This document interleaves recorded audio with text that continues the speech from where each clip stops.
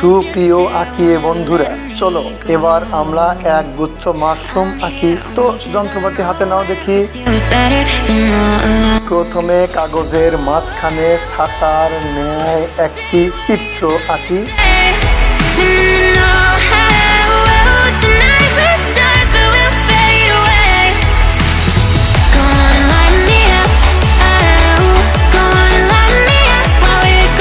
চিঠির নিচে একটি কাণ্ড আঁকি।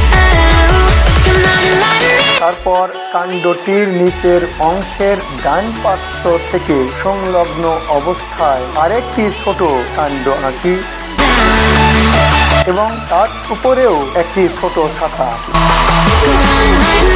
বাম পার্শ্ব থেকেও আরো একটি ছোট আকারে কাণ্ড সহ ছাতা আঁকি এবং অঙ্কিত সবগুলো ছাতাতেই কয়েকটি করে ছোট ছোট বৃত্ত আঁকি।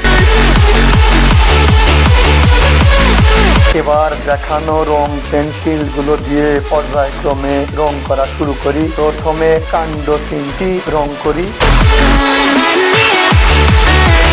তারপর ছাতা অংশের নিচের পৃষ্ঠে একই কালার দিয়ে রং।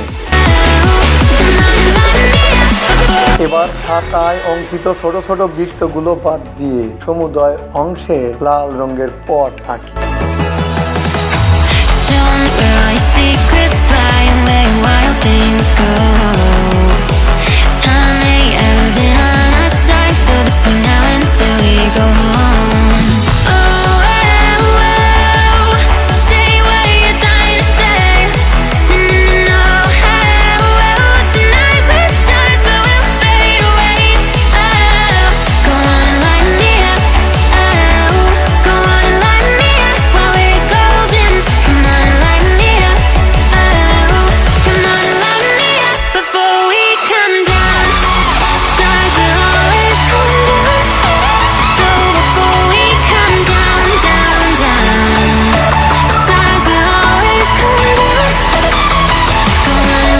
এখন প্রদর্শিত রঙগুলোর মাধ্যমে মাশরুমের পাদদেশে বিভিন্ন রকমের ঘাস জাতীয় উদ্ভিদ আঁকি।